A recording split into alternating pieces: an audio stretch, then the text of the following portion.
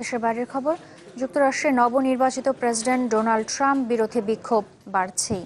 শিক্ষাঙ্গন থেকে রাজপথ, সব জায়গাতেই বিক্ষোভকারীদের প্রায় একই আওয়াজ, এই নির্বাচন মানছি না, ট্রাম্প আমাদের প্রেসিডেন্ট নয়। এখানেই শেষ নয়, ট্রাম্প বিরোধী এই প্রচারণা দীর্ঘ সময় পর্যন্ত ধরে রাখতে চান বিক্ষোভকারীরা। এতে পলিটিকোর প্লেবুক পাতায় নবনির্বাচিত প্রেসিডেন্টের বিরুদ্ধে লিখতে চান তারা, এতদিন যাতে লিখতেন ওবামা বিরোধী রিপাবলিকানরা।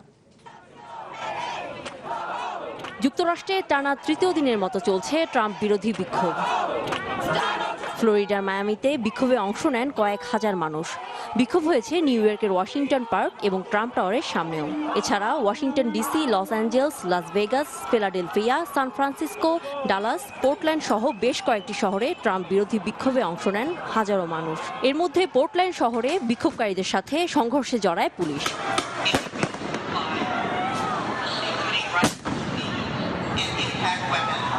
আগামী 20 জানুয়ারি ট্রাম্পের শপথ গ্রহণের দিন ওয়াশিংটনে ট্রাম্প বিরোধী বিক্ষোভের ডাক দিয়েছে নট মাই প্রেসিডেন্ট নামে একটি গ্রুপ। শুরুতে এসব বিক্ষোভকে মিডিয়ার উস্কানিতে একদল ভাড়াটে লোকের কাজ বলে সমালোচনা করলেও শুক্রবার টুইট বার্তায় সুর পাল্টান ট্রাম্প। বলেন, দেশের প্রতি ভালোবাসা থেকে ছোট একটি দল এসব কর্মসূচি পালন করছে। এর আগে ওয়াল স্ট্রিট জার্নালকে ট্রাম্প বলেন, ওবামা কেয়ারের মূলনীতি তার বেশ পছন্দ, তাই বিষয়টি গুরুত্ব দিয়েই বিবেচনা করবেন তিনি, যাতে ওবামার পরামর্শ নেবেন। যদিও নির্বাচনী প্রচারণায় ঠিক উল্টো কথা বলেছিলেন ট্রাম্প।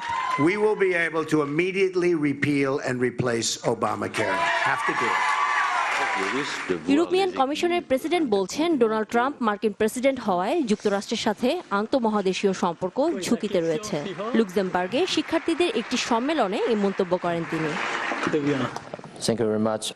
এদিকে ট্রাম্প ক্ষমতায় আসায় জলবায়ু পরিবর্তনে ক্ষতিগ্রস্ত দরিদ্র দেশগুলোর জন্য ওবামার প্রতিশ্রুত $300 কোটি পরিকল্পনা ভেস্তে যাওয়ার শঙ্কা প্রকাশ করেছেন মরক্কোয় চলা জাতিসংঘ জলবায়ু সম্মেলনের প্রতিনিধিরা। পাপিয়া সুলতানা, চ্যানেল 24।